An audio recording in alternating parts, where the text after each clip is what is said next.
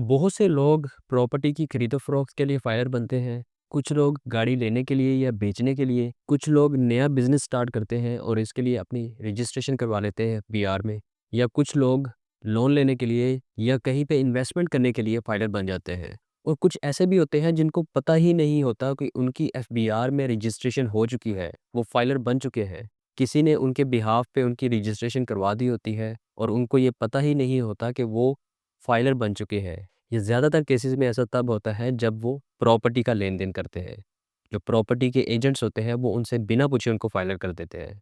तो जब प्रॉपर्टी लेने के लिए अगर कोई बंदा फाइलर बना था, तो जब वो प्रॉपर्टी खरीद ली या बेच दी, या गाड़ी की खरीदो-फरोख्त के लिए फाइलर बना था और वो गाड़ी का काम हो गया, या बिज़नेस के लिए बना था और बिज़नेस बंद हो गया, या किसी भी वजह से अगर किसी को लगता है कि अब मेरा फाइलर रहना ज़रूरी नहीं है, मुझे इसका कोई भी फ़ायदा नहीं हो रहा, तो फिर लोग ये सोचते हैं कि अब हमें हर साल रिटर्न भी जमा करवानी पड़ेगी फाइलर रह के, जिसका खर्चा भी करना पड़ेगा। तो क्यों ना हम अपने इस एफबीआर अकाउंट को ही ख़त्म करवा लें। तो आज की इस वीडियो में हम इसी चीज़ को डिटेल में डिस्कस करने की कोशिश करेंगे कि क्या आपको अपना एफबीआर अकाउंट ख़त्म करवाना चाहिए, यानी कि डी रजिस्टर करवाना चाहिए या नहीं। इसके क्या फ़ायदे हैं और क्या नुकसानात।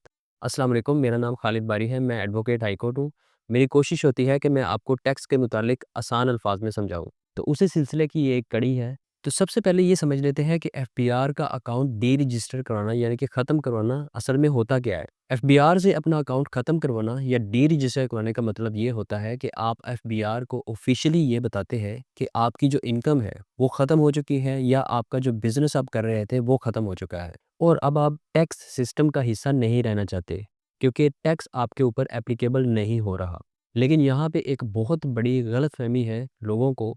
लोग ये समझते हैं कि हम डी रजिस्टर हो जाते हैं तो हम एफबीआर की नज़रों से बच जाते हैं, एफबीआर के सिस्टम से निकल जाते हैं, एफबीआर का हमारे से कोई लेना देना नहीं होगा। लेकिन कानूनी और प्रैक्टिकली ये सोच गलत है, क्योंकि आप डी रजिस्टर होके भी एफबीआर के सिस्टम में रहते हैं, एफबीआर की नज़रों में रहते हैं। तो अब देख लेते हैं कि लोग अपना अकाउंट क्यों ख़त्म करवाना चाहते हैं, डी रजिस्टर क्यों होना चाहते हैं। अक्सर लोग ये रीज़न देते हैं कि हमारी इनकम नहीं हो रही, या बिज़नेस बंद हो चुका है, या वो हर साल रिटर्न देने की झंझट से निकलना चाहते हैं, या कंसल्टेंट या लॉयर की फ़ीस नहीं भरना चाहते, या उन्होंने फाइलर होने के लिए रजिस्ट्रेशन करवाई थी, जो पर्पज़ उनका पूरा हो चुका है और अब उनको फाइलर रहने की ज़रूरत नहीं है। ये वो रीज़न्स हैं जिनकी वजह से लोग एफबीआर डी रजिस्टर की तरफ आते हैं।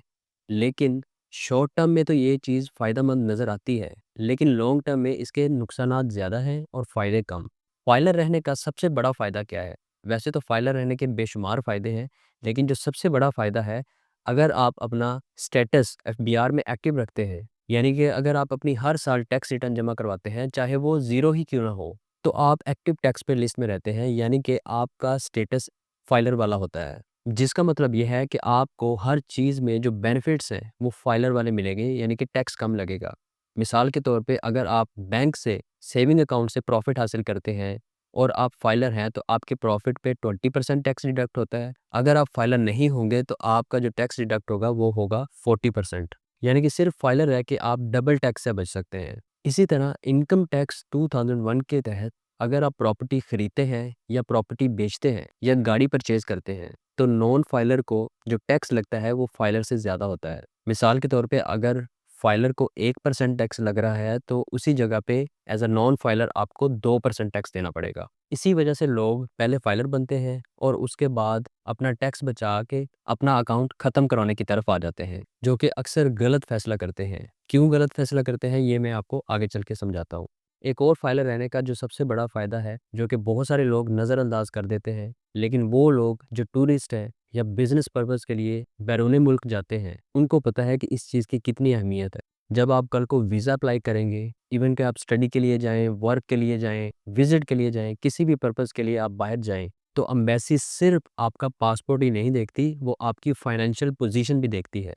फ़ाइनेंशियल पोज़ीशन जो है वो आपकी इनकम सोर्स पे डिपेंड करती है, और इनकम सोर्स का आपका पता चलता है आपकी बैंक स्टेटमेंट से, और बैंक स्टेटमेंट के साथ जो चीज़ अटैच होती है वो होता है आपका टैक्स रिकॉर्ड। यहाँ पे अगर आपकी टैक्स रिटर्न नहीं होगी, आप फाइलर नहीं होंगे, तो आपको वीज़ा किसी भी सूरत नहीं मिलेगा। जब आप ये सारी चीज़ें लगाते हैं और वीज़ा अप्लाई करते हैं, तो आपके वीज़ा मिलने के चांसेस बहुत हाई हो जाते हैं। کئی ممالک تو ایسے ہیں کہ وہ ان ڈاکومنٹس کے بغیر آپ کو اپلائی ہی نہیں کرنے دیتے۔ کئی ویزا کے کیسز میں ایسا دیکھنے میں ملا ہے کہ کئی بندوں کی بینک سٹیٹمنٹ بہت اچھی ہوتی ہے، بینک میں بہت زیادہ پیسہ پڑا ہوتا ہے اور ان کی ٹریولنگ ہسٹری بھی ہوتی ہے، لیکن ان کے پاس ٹیکس ریٹرن نہیں ہوتی، جس کی وجہ سے ان کا ویزا ریجیکٹ ہو جاتا ہے۔ اب یہاں پہ ایک بہت بڑا مسئلہ یہ ہے کہ کئی لوگوں کو ڈی رجسٹر ہونے کے بعد بھی ایف بی آر کا نوٹس آتا ہے، تو لوگ یہ سمجھتے ہیں کہ ہم ایف بی آر سے ڈی رجسٹر ہو جائیں گے، اپنا اکاؤنٹ ختم کروا لیں گے تو ایف بی آر ہمیں نوٹس نہیں بھیجے گا، ایف بی آر کی نظر سے ہم نکل جائیں گے۔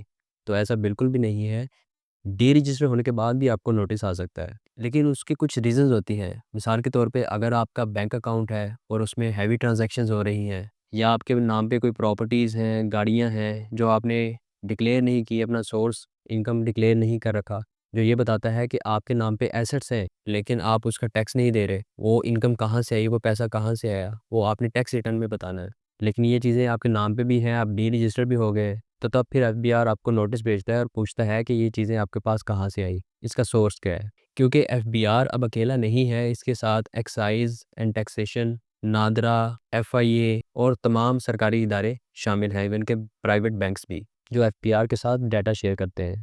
اگر واقعی آپ کی انکم نہیں ہے یا آپ کا بزنس بند ہو چکا ہے تو پھر بھی آپ کو ایف بی آر اکاؤنٹ بند کرانے کی ضرورت نہیں ہے۔ اس کا بیسٹ سولوشن یہ ہے کہ آپ زیرو کی ٹیکس ریٹرن فائل کر دیں، جو لیگل ہے، جس سے آپ کا فائلر سٹیٹس سیف رہے گا اور آپ فیوچر کی پلاننگ آسان کر سکتے ہیں، ویزا وغیرہ اپلائی کر سکتے ہیں اور آپ کو نوٹسز کا رسک بھی کم ہوگا۔ اب دیکھ لیتے ہیں کہ ڈی رجسٹر کب ٹھیک ہوتی ہے، ایف بی آر اکاؤنٹ ختم کروانا کب بہتر ہو سکتا ہے، کب ہمیں فیصلہ کرنا چاہیے کہ اب ہمیں واقعی ایف بی آر اکاؤنٹ ختم کروا دینا چاہیے، جس کا ہمیں فائدہ ہوگا، جس کا ہمیں ایکچوئل میں فائدہ ہوگا۔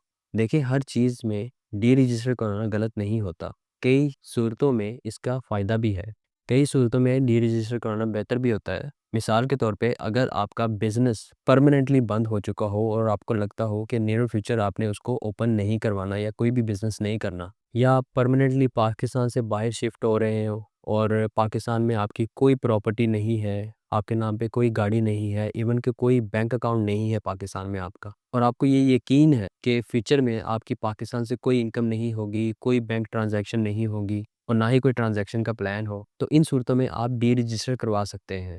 لیکن اس کے علاوہ تمام صورتوں میں آپ کو ڈی رجسٹریشن کے فائدے کم اور نقصانات زیادہ ملیں گے۔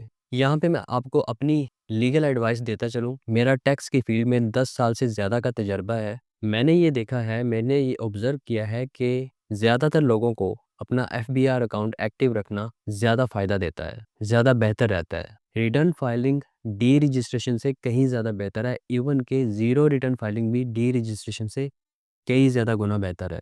ویزا، امیگریشن اور فورن ٹریول کے لیے بھی ٹیکس ہسٹری بہت معنی رکھتی ہے۔ یاد رکھیں کہ نان فائلر بننا شارٹ ٹرم کے لیے سکون دیتا ہے، لیکن لانگ ٹرم کے لیے یہ نقصان دیتا ہے۔ مجھے یہ امید ہے کہ اس ویڈیو کو دیکھنے کے بعد آپ بیٹر پوزیشن میں ہوں گے یہ فیصلہ لینے کے لیے کہ کیا آپ کو ڈی رجسٹریشن کے لیے اپلائی کرنا چاہیے یا نہیں۔ اور اگر آپ ڈی رجسٹریشن کے لیے اپلائی کرنا چاہتے ہیں اور پروسیجر سمجھنا چاہتے ہیں کہ یہ کیسے کر سکتے ہیں، یہ کیسے کرتے ہیں، تو اس ویڈیو کو دیکھ کے آپ پروسیجر جان سکتے ہیں۔ اور اس کے علاوہ ڈی رجسٹریشن کی سروس میری لا فرم کی لینے کے لیے آپ نیچے دیے گئے واٹس ایپ نمبر پہ میسج کر کے رابطہ کر سکتے ہیں۔ اس ویڈیو کو لائک اینڈ شیئر کرنا نہ بھولیں، چینل کو سبسکرائب کر لیں۔ ملتے ہیں اگلی ویڈیو میں۔ تھینک یو سو مچ، اللہ حافظ۔